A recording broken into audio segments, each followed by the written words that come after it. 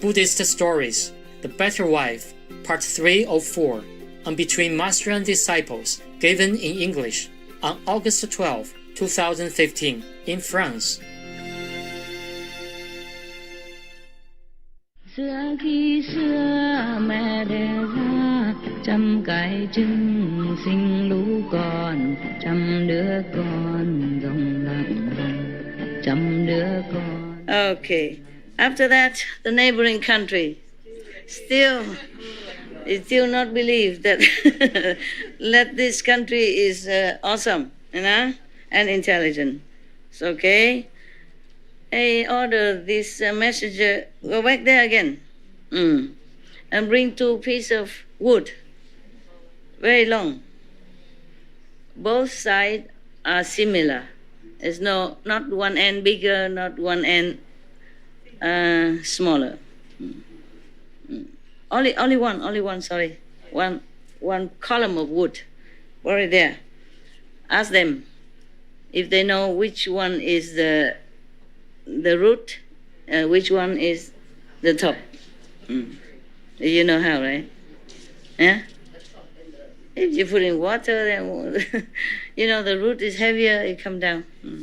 I think. I'm not sure. Maybe I'm wrong. I haven't read it yet. Have a look. I'm not the daughter-in-law. I don't know yet. Okay, that's all said and done. Nobody know anything. Also, again, the king and the whole court officers, nobody know nothing. What? Huh? What a court, huh? King and officers know nothing. Okay, and then the prime minister went home again and asked the daughter-in-law, "Oh, daughter, this time that neighboring country, Dakswati lies, bring a wood here and ask us which one is the top, which one is the root. And also nobody know. Can you tell me, how to find out?" She say, "Sir, father, this is even less difficult, more easy. Yeah. You just bring it into the river, put it down in the river.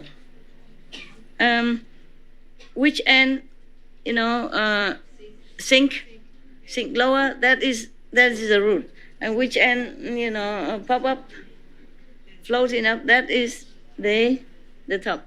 Huh? I was right. I could be the daughter-in-law of the prime minister. Do you know any prime minister looking for a daughter-in-law? So intelligent like me, young and beautiful like me. Okay, so they do that. Yeah. So king know that and do that, etc., etc. Huh? Yeah, put it in the river, and naturally they saw that. So they call the messenger come. They bring it in, they mark already. Say, that one is the root, that one is the top. Oh. Yeah. So the messenger, more respect for this country, came home and reported everything. Yeah. They know also, my Majesty, they knew everything. We better not test them again. They knew everything. So in Savage country has many talented and intelligent people. Yeah. So after that, the neighboring country don't dare to make trouble or war with that Savage country anymore. After that, he brought a lot of gold and silver and silk and all that, and make a gift to a Savage country king. Yeah. And then he wrote also, "We praise your country with so many intelligent and talented person." So I also advise the king, the Savage king, from now you should improve more of your moral standard and teach your citizens, all kind of principles, yeah, etc., etc. He talk like a teacher, loser. Still try. After that, the king Bhartinak ordered the prime minister come to him and ask, "Hey, all these answers, how did you know?" So say, "Your Majesty, this is my daughter-in-law, not I. Yeah, I don't have any wisdom like that. Yeah. After that, the king, was very, very respectful of this girl. And then even give her a title. Yeah. Like the third sister, meaning the sister of the king, adopted, but third sister. So happy. Yeah. After a while, she gave birth to 30 eggs. Sorry. Yeah. 30 eggs. And chop it in half, come out 30 sons. The first, the second, they all have special distinguished feature, and are beautiful and good looking and strong. The whole country very, respectful of them. And of course their parents love them so much. And then after that, of course, they married to the best daughters and model and daughter in the whole country, blah, blah, blah, blah. Okay? Yeah. Oh, this reminds me of a Vietnamese legend. The Vietnamese mother, the first one, supposed to came from heaven. Yeah. And she have a relationship with another person from the dragon origin. Yeah. That's why we call ourselves the descendant of dragon and angels, something like that, and divas. When she was pregnant, afterward, she gave birth to 100 eggs, and then 100 eggs become 100 children. Yeah. And then they divided, after they grown up, they divided into two.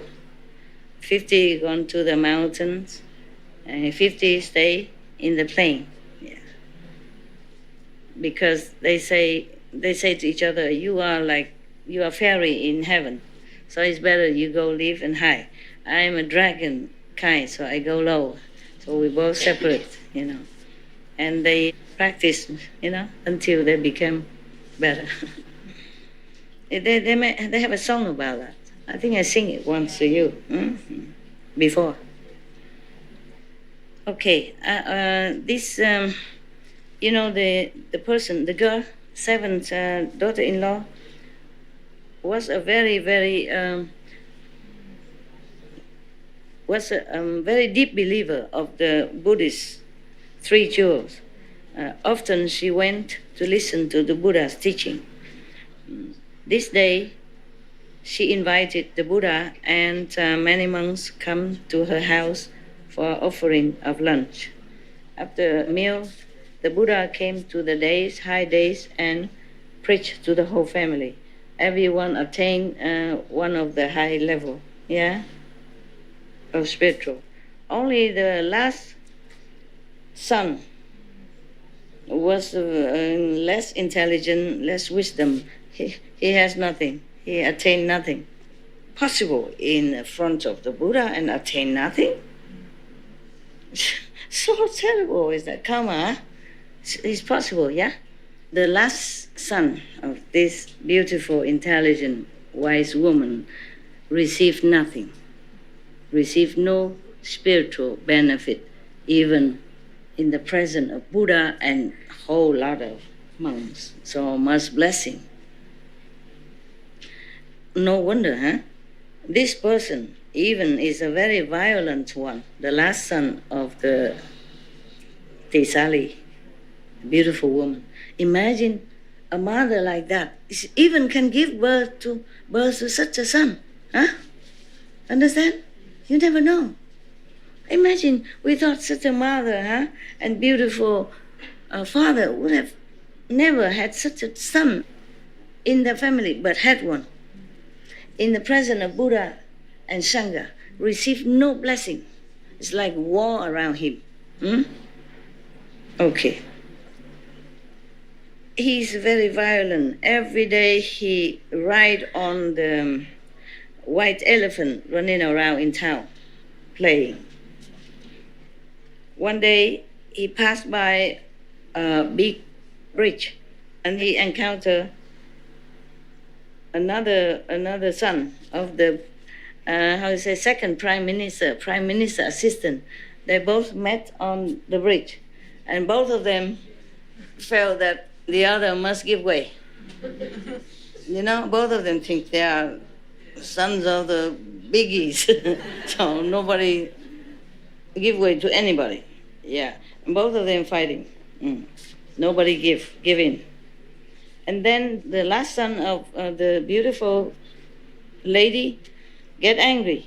He jumped down from the elephant and pushed the cart of the other assistant prime minister's son. And then the prime minister assistant son fell down into the mud. Yeah, and he's wounded all over the body and muddy and everything. And then he left, of course, come home and crying all the way. And then he came home, he said to his father, assistant, this is almost like prime minister, second prime minister. He said, Father, the last son of the Tisali lady has no reason at all to push my car into the ditch and make me wounded like this. Of course, the father very, very angry. He rely on his muscle, and then also the close relationship with the king, and do this to us. Yeah, I will revenge for you. Don't cry anymore. They will see me.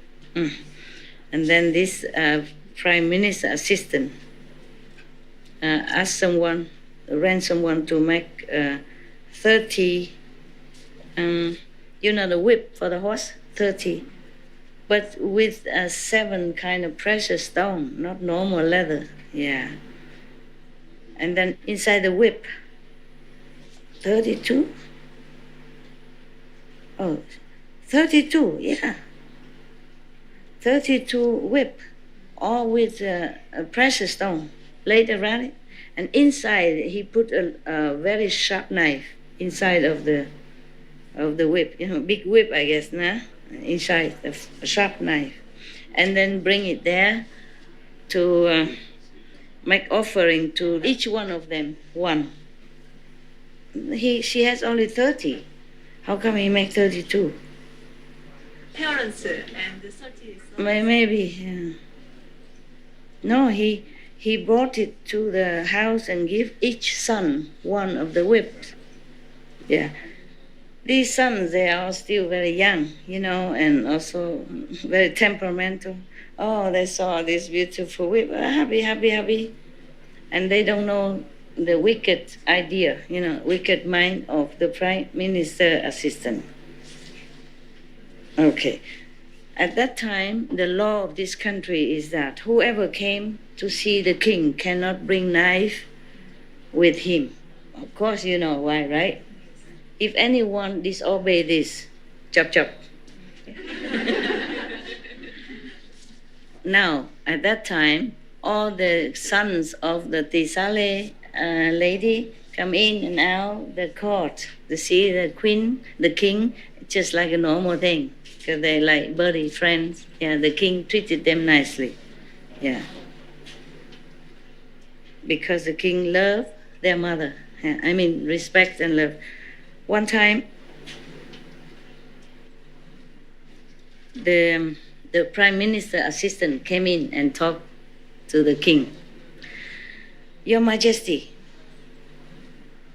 the 30 sons, maybe just 30 and they say 32, yeah.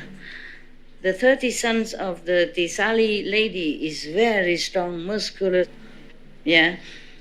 Even one of them can fight 1,000. Each one of them can fight 1,000 person, no problem. They are scheming to harm you. to make a coup d'etat, to take the throne. So the king heard that. He's half doubted, it's not possible. Why, Yeah. And then the prime minister assistant added on oil on fire, say, yeah, I have watched it, Your Majesty. It is very evident, yeah, because each one of the son has a whip. Yeah, inside the whip there's a very sharp knife. Yeah, so the king asked the guard to check out all the whip. Obviously, of course, each whip have a knife inside. Oh my God. So the king asked all of his, strong bodyguards out to stay there waiting and call the 30 sons come in the court and quietly chop all their heads off. Just like that. Because he saw the evidence. Thinking they're going to kill him. So he killed them first. Yeah. First he took all the whips from them and then chop all their heads off. And then put all of this of all the head inside one of the coffin.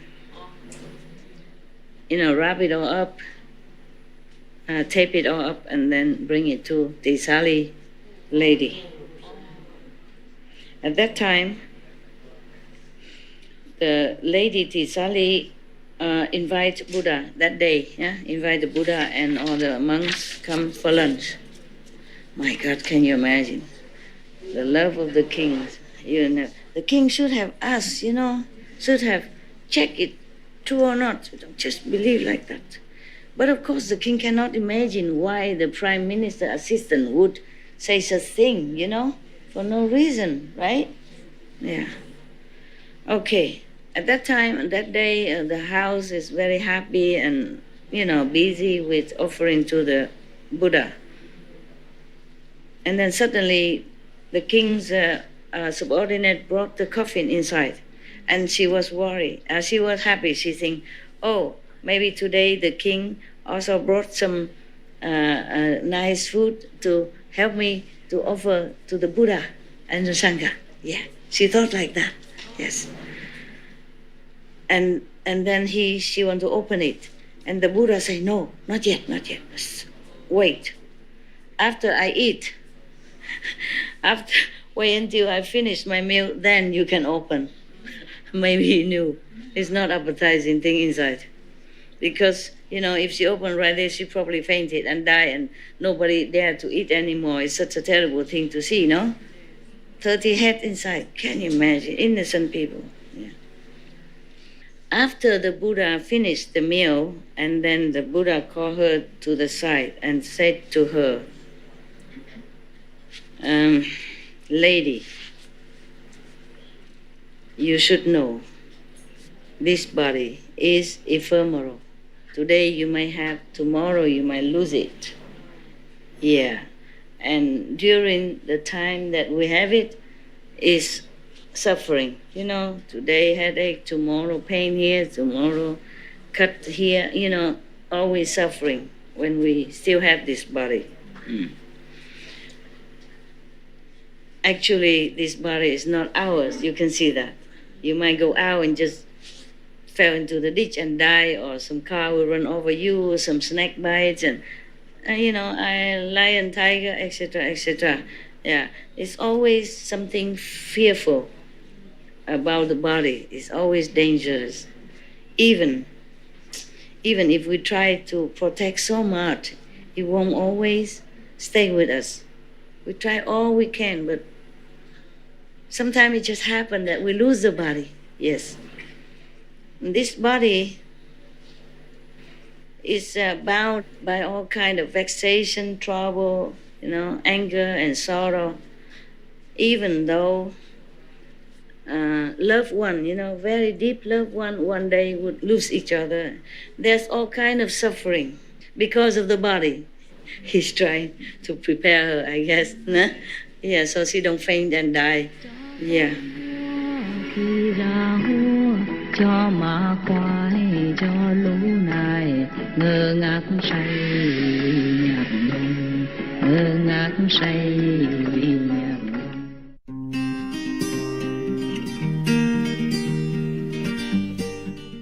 Brilliant viewers, we appreciate your company for today's episode entitled Buddhist Stories, The Better Wife, Part 304, on Between Master and Disciples,